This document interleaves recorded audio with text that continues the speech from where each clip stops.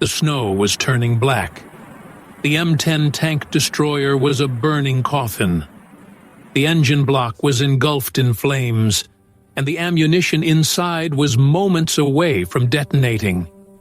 It was a ticking time bomb sitting in the middle of a frozen field in France. Any sane man would have run. Every other soldier already had. But the small, baby-faced lieutenant didn't retreat. He climbed onto the burning hull.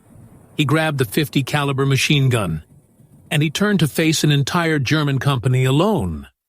It was January 26th, 1945, the Colmar Pocket. The temperature was 0, and the ground was frozen hard enough to break a shovel. If you want to see more true stories of the men who fought for every inch of ground, take a quick second to hit subscribe.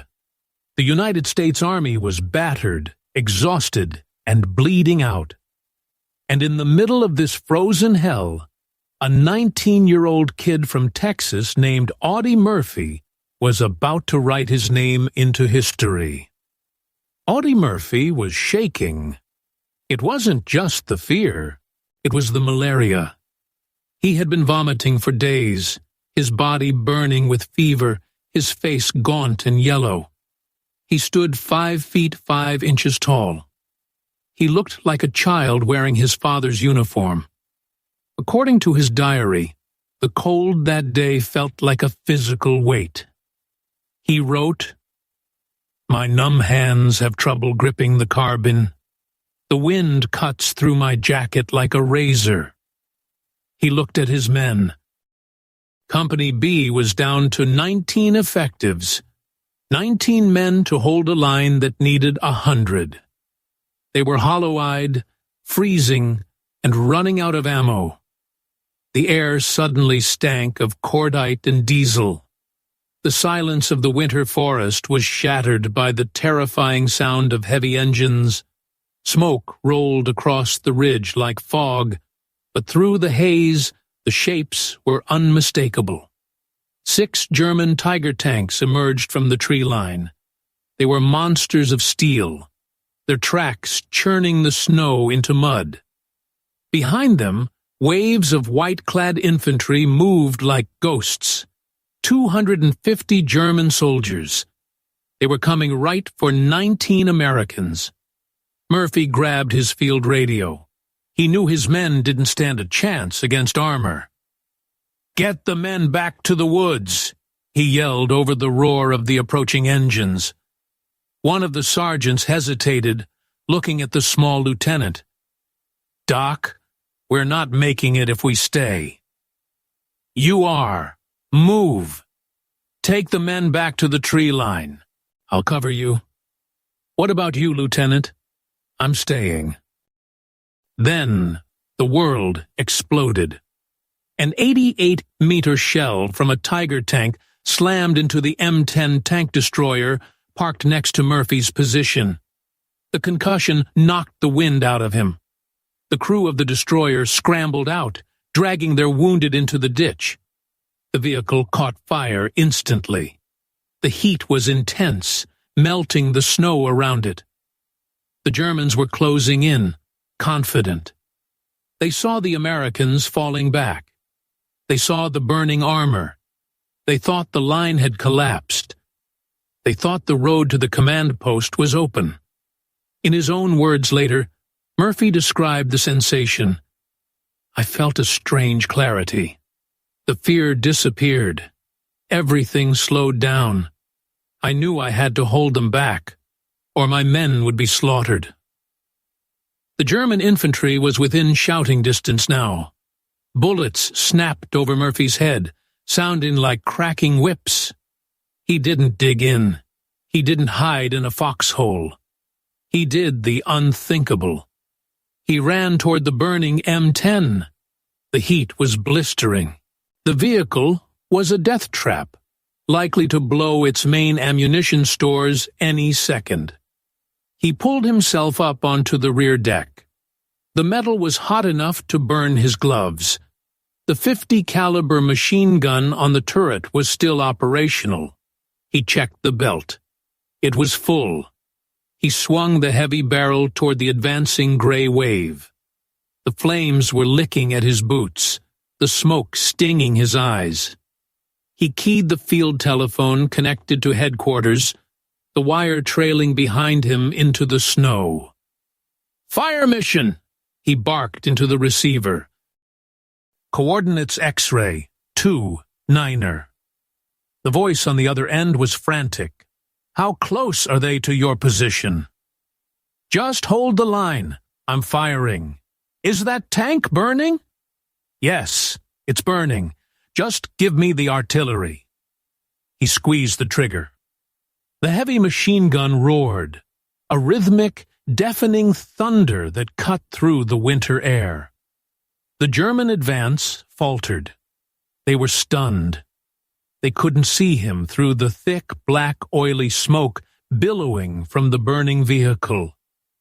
They couldn't imagine an American was crazy enough to stand on top of a pyre.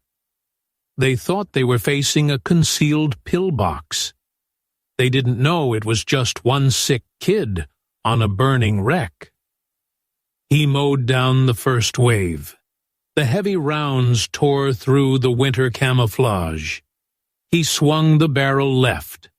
Tracers flew into the tree line, suppressing the German support squads. German bullets pinged off the metal hull inches from his face. A squad of Germans tried to flank him on the right, crawling through a drainage ditch. Murphy saw the movement out of the corner of his eye. He traversed the gun. Short, controlled bursts. The movement in the ditch stopped. His leg was bleeding. He hadn't felt the bullet hit him. He didn't stop. He was a demon on a chariot of fire. The tank destroyer shuddered under him as the internal fires grew hotter. The paint on the turret was bubbling.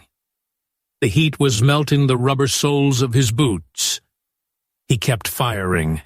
He was talking to the artillery battalion on the radio with one hand and firing the machine gun with the other. "Drop the rounds closer," he screamed. "How close?" 50 yards. Drop them 50 yards front." "That's danger close, Lieutenant. We'll hit you." "I don't care. They are right on top of me."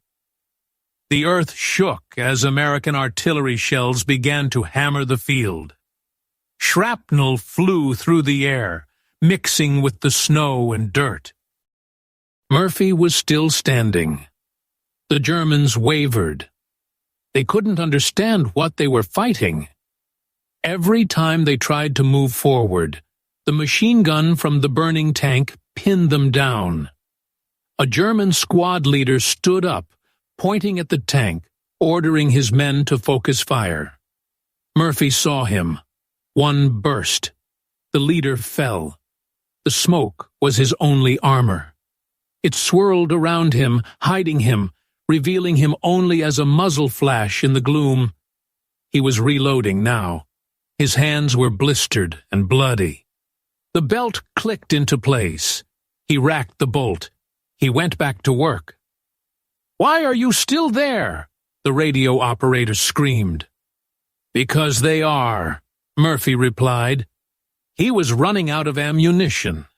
The belt was getting light. The Germans were hesitant now, confused by the ferocity of the resistance. They had tanks. They had superior numbers. But they couldn't get past the wall of lead coming from that burning hull. Murphy checked his ammo. Only a few rounds left. The fire under him was roaring now. The tank was groaning, the metal expanding and warping. He whispered, "Lord, help me get one more." And somehow he did. He cleared the last group of infantry trying to rush the tank. The gun clicked dry.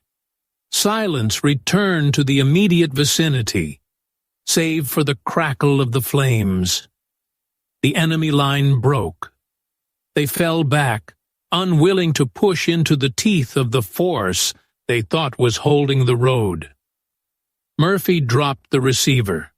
He climbed down from the inferno, his body shaking uncontrollably now that the adrenaline was fading.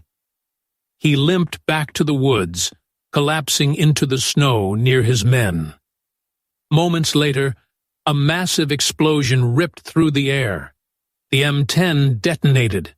The turret was blown high into the sky, landing in a twisted heap of metal.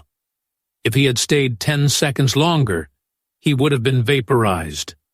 He walked up to his men. He was covered in soot, oil, and blood. His hair was singed. He looked like a ghost who had walked out of hell. "Are you hit, Lieutenant?" a private asked, eyes wide. "I'm fine," Murphy lied. He looked at the field. "Is everyone else okay?" "We're all here, sir. You stopped them." By morning, the count came in.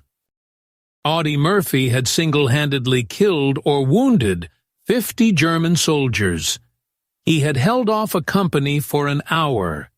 He had saved the remnants of his unit from total annihilation. According to the official U.S. Army report, Second Lieutenant Murphy's indomitable courage and his refusal to give an inch of ground saved his company from possible encirclement and destruction. Archival records confirm that for this action he was awarded the Medal of Honor. It was the crown jewel in a collection of medals that included the Distinguished Service Cross, 2 Silver Stars, and the Legion of Merit. He became the most decorated American soldier of World War II. He was barely old enough to vote. If you want more forgotten stories of real people who lived through the impossible during WWII, subscribe. This channel exists to bring their voices back. Murphy survived the war. He went home to parades and Hollywood movies. He played himself in the film adaptation of his life. But those who knew him said he never really left that field in France.